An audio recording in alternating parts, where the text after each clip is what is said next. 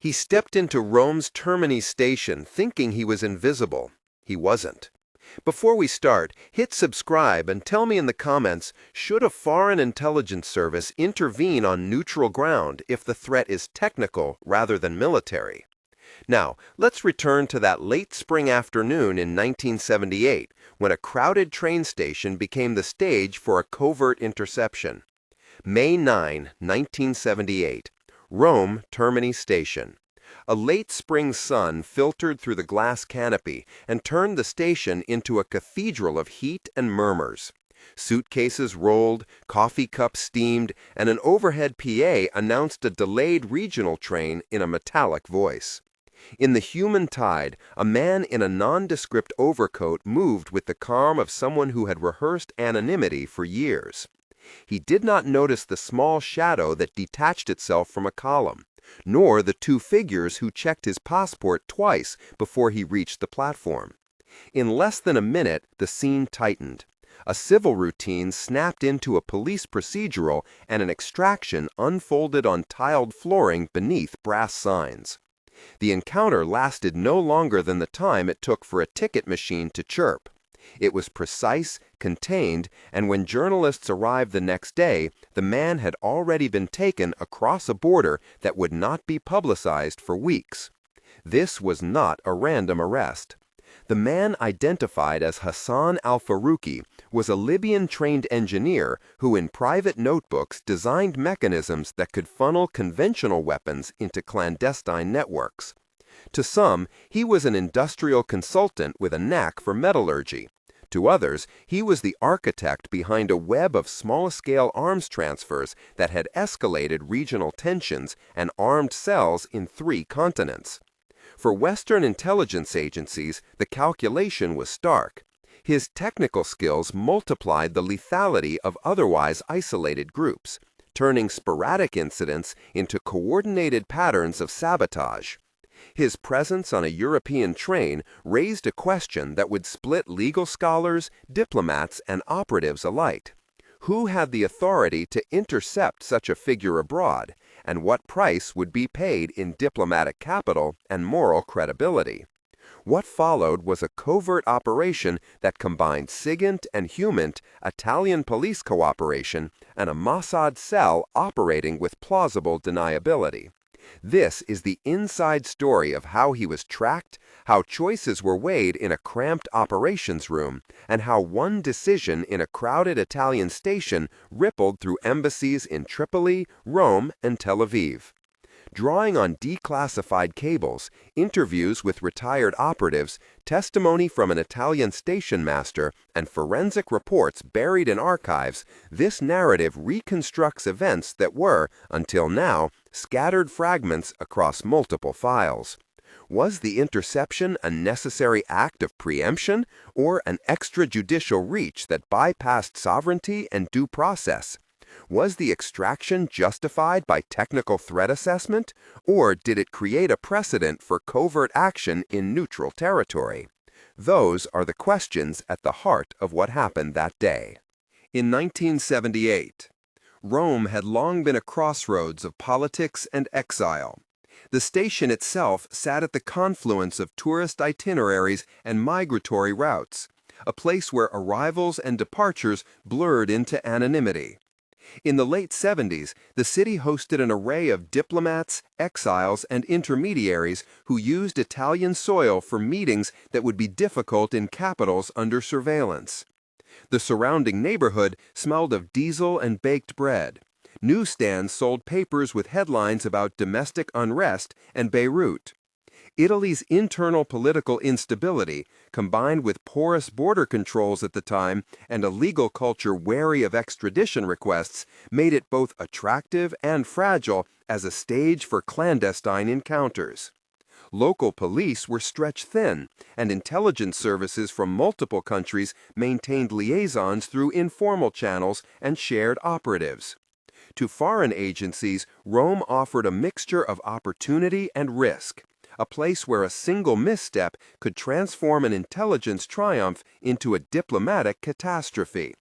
On paper, Hassan was an unlikely antagonist. Born in 1944 in Benghazi, he trained as a mechanical engineer at the University of Tripoli and later studied metallurgy in Naples on a scholarship that smelled of promise and patronage.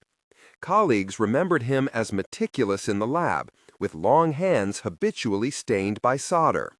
To neighbors, he was soft-spoken, a man who liked Italian espresso and spoke of design as craft. To those who encountered his notebooks, the tone shifted. Scrapings, formulas, and annotated diagrams revealed an ability to adapt civilian technologies into delivery systems for small arms and explosives. The contradiction was the core of his profile: public engineer, private enabler. For analysts in Tel Aviv and London, the pattern was clear enough to justify concern. Small-scale, distributed attacks through proxies had strategic effects far greater than their numbers suggested. Hassan's backstory said much about how technical skill became politicized. He grew up near the sea, where salt taught his family to conserve and repurpose. As a boy, he disassembled watches on a sunlit stone table, learning how simple mechanics could be reassembled into new functions. In college, fluorescent lab lights and the smell of solvents became part of his rhythm. An early mentor, Professor Salim Baraka, praised his precision but warned against abstraction without consequence. A turning point came in the early 70s when economic sanctions and arms embargoes pushed certain Libyan ministries to seek indigenous solutions. Hassan accepted contracts that paid well and carried the prestige of patriotic work. He traveled often, meeting with intermediaries in Marseille and Istanbul who requested modifications that would evade conventional inspection. The work paid, but it also pushed him into networks where technical problems met political intent and the line between supplier and conspirator blurred. Eitan Rosen had a different formation. The son of immigrants in Haifa, he enlisted in intelligence as a way out of a provincial life, drawn by language skills and a thirst for problem-solving. He spent early years decoding trafficked communications, late nights fed by bitter coffee, and the glow of cathode ray tube monitors. He had a knack for blending bureaucracy and improvisation, knowing which embassy aide could be leaned on and when a friendly journalist could publish an obfuscating story. Personal costs followed his career. A string of missed birthdays and a half-finished marriage bookended by a photograph of a child he saw only on holidays. The operative's backstory mattered in the calculus. Those who authorized risky moves wanted operators who could both read raw intelligence and carry the moral weight of a decision. Eitan's past gave him an appetite for decisive action and a willingness to gamble with deniability when the strategic gain seemed to outweigh the diplomatic cost. The group around the case included named actors who would later appear in official reports and private memoirs. On the Mossad side were Eitan Rosen and his deputy David Kotz, with analyst Leah Abramov feeding SIGINT intercepts. In Rome, the domestic contact was Marco Ferri, a mid-level SISMI liaison whose loose ties to a local police chief provided access to station manifests. The station master, Carlo Bianchi, became an unwitting eyewitness. From Tripoli came Aziz Mansour, a Libyan intelligence officer known to have coordinated logistics for state-sanctioned covert shipments. A freelance journalist, Maria Conti, chased the story at the fringes, while forensic specialist Dr. Paolo Ricci later analyzed trace evidence. Ambassador Samuel Gold in Tel Aviv and the British Embassy legal attaché debated the cost of going public. These names matter because intelligence is not abstract. It is made of people, decisions, doubts, and the friction between legal norms and perceived threats.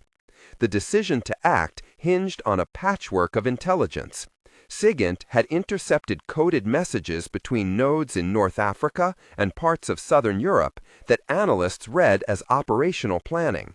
Human sources, some recruited assets within port logistics and a disgruntled courier, supplied travel dates and a possible cover identity. Satellite reconnaissance in the era was nascent, yet useful to corroborate port activity.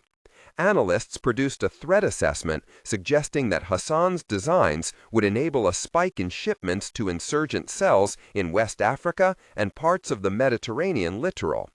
Alternatives were considered: extradition requests through Italian courts, a public indictment to trigger international cooperation, and covert interception. Extradition would be slower and possibly foiled by forgeries. A public indictment risked tipping off networks and provoking a diplomatic standoff. The covert interception option promised immediacy but carried the cost of violating Rome's sovereignty and creating an extrajudicial precedent. In a cramped operations room near the coast in Tel Aviv, Aiton convened a meeting that read like a courtroom of pragmatists. "We have a narrow window," he said. "He is due to change trains at Termini in 45 minutes. Leah pushed a file across the table. "Signals place him on the 1632 from Naples.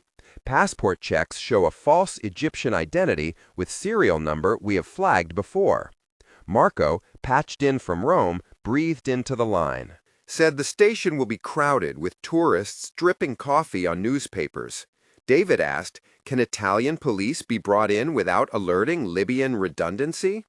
Marco answered, "Informally, yes, but they will insist on protocol." Aiton countered, "We cannot wait for protocol. He will disappear into a train to Marseille and be gone."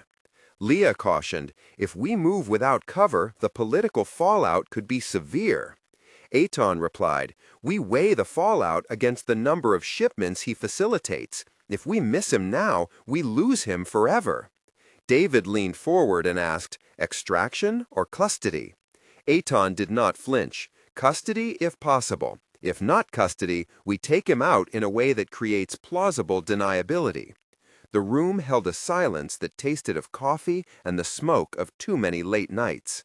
Each voice traded certainty for risk until a decision moved from possibility to plan. A public call to comment would have to be planted carefully to shape reaction. At roughly a third of this narrative pause, we invite you to reflect and respond. This case forces an ethical choice. You have just seen the profile and the initial intelligence assessment. Do you believe that there are circumstances in which an interception outside judicial channels is defensible to prevent greater harm? Start your comment with "defend" or "repudiate" and explain in one concise sentence why. Your response helps map public sentiment and will be part of a follow-up discussion with experts. The aim here is not to inflame, but to understand whether preemptive covert actions receive social legitimacy when they protect civilians. Now, returning to the Reconstruction, we will detail how Rome became a temporary courtroom where operational calculus played out in real time. The train station confrontation that afternoon unfolded as a series of controlled moves. Aiton's cell coordinated with Marco, who nudged local officers to perform a random identity check. Carlo, the station master, watched from his office window as a man was led off the platform by two men in plain clothes and one uniformed officer whom he later identified in testimony. The dialogue during the interception, reconstructed from interviews and station CCTV logs preserved in an Italian archive, shows terse exchanges. "Passport," the plainclothed man said quietly. "Why so many stamps?" Hassan replied in Italian, his voice measured. "Work," he said. "Where to next?" asked the officer. "Naples," Hassan answered. "You must come with us," said one operative. "On what charge?" Hassan demanded. "Administrative check," the operative said. "I have rights," Hassan insisted.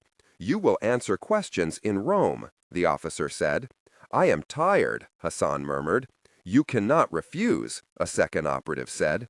"This is Italy," Hassan sharply. "You cannot take me." "We are asking you to cooperate," the operative countered.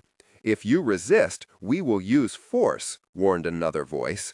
The last exchange ended in a scuffle, brief but forceful enough for bystanders to step back. The man was taken without gunfire or a public spectacle. The station returned to its hum as if nothing had happened. The dialogue reads like a negotiation where legal lines were both asserted and blurred. Sensory detail anchors these moments. The concrete of the platform retained the smell of espresso and diesel. The metallic clack of a train door punctuated the conversation. Hands were cool from the press of a ticket counter. A radio crackled in a pocket. Sweat beaded on the operative who stepped between the man and the crowd. The crowd's chatter folded into the timbre of a nearby accordion player. A discarded newspaper fluttered like a slow confession across the tiles. Those physical details give texture to decisions and make the moral choices palpable. Tension rose in 3 critical expanded moments. The first came when Italian officers on the platform questioned the legal basis of the detention. Memories of protests and legalism surged in the minds of those who could have intervened, and an intervention could have turned custody into a public spectacle. In that pause, Eitan imagined headlines and diplomatic cables. He remembered a night in training when a lecture warned about the politics of operations abroad. The operative who held Hassan felt the old tug of conscience and the memory of a friend lost in a mission that went wrong. The second moment was during transport to a safe house, where Hassan, seeing unfamiliar walls and the muffled Rome traffic, stared at the ceiling and remembered his coastal childhood and a watch he had promised to fix for his sister. That memory softened him and complicated the moral calculus. The men who moved him were not villains on a stage, but individuals who bore the weight of an order they could not fully explain. The third moment occurred when news of the arrest leaked to Maria Conti and a press cycle began. Now the operation risked being litigated not just in foreign ministries, but in public opinion and in parliamentary inquiries. For each of these moments, the narrative slows to reveal doubt, memory, and the human consequences of clandestine choices. Procedures followed after the interception involved chain of custody documentation and forensic checks to validate identity and connections. Forensic logs show how passport materials were sealed and handled to preserve evidence, and how interviews were recorded with legal counsel present in some instances. The technical procedures described in official notes emphasized preserving integrity for potential extradition and minimizing contamination of physical evidence while avoiding procedural missteps that could nullify intelligence gains. Once in custody, Hassan was interrogated in a secure location. The reconstructed dialogue from those sessions contains exchanges that reveal both tactics and humanity. "Who hired you to modify the crates?" an interrogator asked. "I was paid," Hassan replied. "Who paid you?" "Companies," he said. "Names," the interrogator pressed. "I cannot betray people who trusted me," Hassan answered, then paused and added, "I thought I was helping my country." The interrogator said, "Designs can kill people." Hassan lowered his head and said, "I thought I was building the industry." The session folded into a quieter exchange where technical diagrams slid across a table and the smell of lemon oil from an old desk pervaded the room. In these moments, the line between engineer and enabler felt porous. Diplomatic fallout materialized in days. Libyan officials demanded explanation, Italian ministers called for hearings, and the British embassy flagged risks to commercial shipping lanes. The operation succeeded in halting a network's immediate capacity to route arms for several months. Analysts noted a measurable dip in supply chain anomalies in the Mediterranean, but also recorded an uptick in propaganda which framed Hassan as a martyr and rallied sympathies that complicated regional politics. The Mossad saw tactical gains. Critics saw extrajudicial overreach. The question of whether the extraction prevented violence or provoked retaliation remained contested. In the months that followed, legal papers and back channels determined Hassan's fate. Some materials were shared with Italian prosecutors under a tightly controlled chain of custody. Forensic specialist Paolo Ricci documented trace elements on confiscated materials which linked shipments to certain ports and suppliers. Ambassador Gold roped cables advising restraint and suggesting a public narrative emphasizing law enforcement cooperation. In Tripoli, Aziz Mansour denounced the act as aggressive espionage, and state media began a campaign that amplified grief and grievance. The strategic calculus evolved. Short-term distraction was achieved, but long-term narratives shifted in unpredictable directions. 3 years later, in 1981, historians would look back and see this interception as part of a pattern where states prioritized immediate threat mitigation over formal judicial processes. For Mossad and its partners, the case became a taught lesson in balancing plausible deniability with evidentiary preservation. For Italy, it highlighted vulnerabilities in border management and the political cost of covert interventions on its soil. For Libya, it became an anecdote used to justify tightening internal controls and projecting victimhood abroad. The final epilogue unfolds over 3 time horizons. 1 year later, Hassan had been quietly extradited under a negotiated arrangement.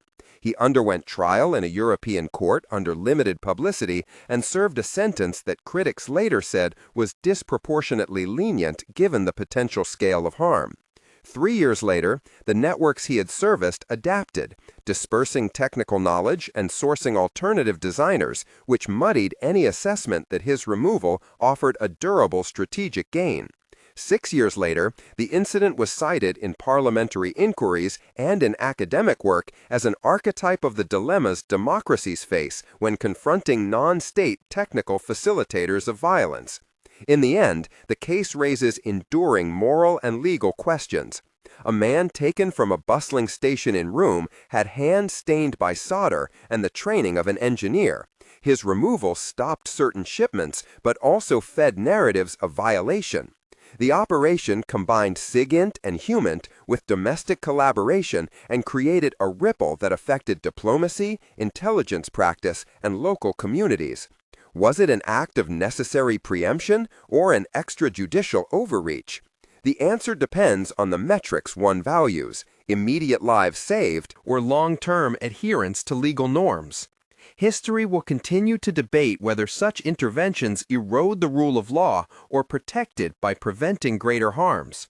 If this reconstruction moved you, if it unsettled or reassured, share your stance below. Start with defend or repudiate and give one sentence explaining why. We will highlight comments and bring experts in to interrogate the legal and strategic claims made here. Subscribe to follow the next episode where we dig into the archived cables that shaped this decision and interview officials who lived with its consequences. The train left Termini that day and carried more than a passenger.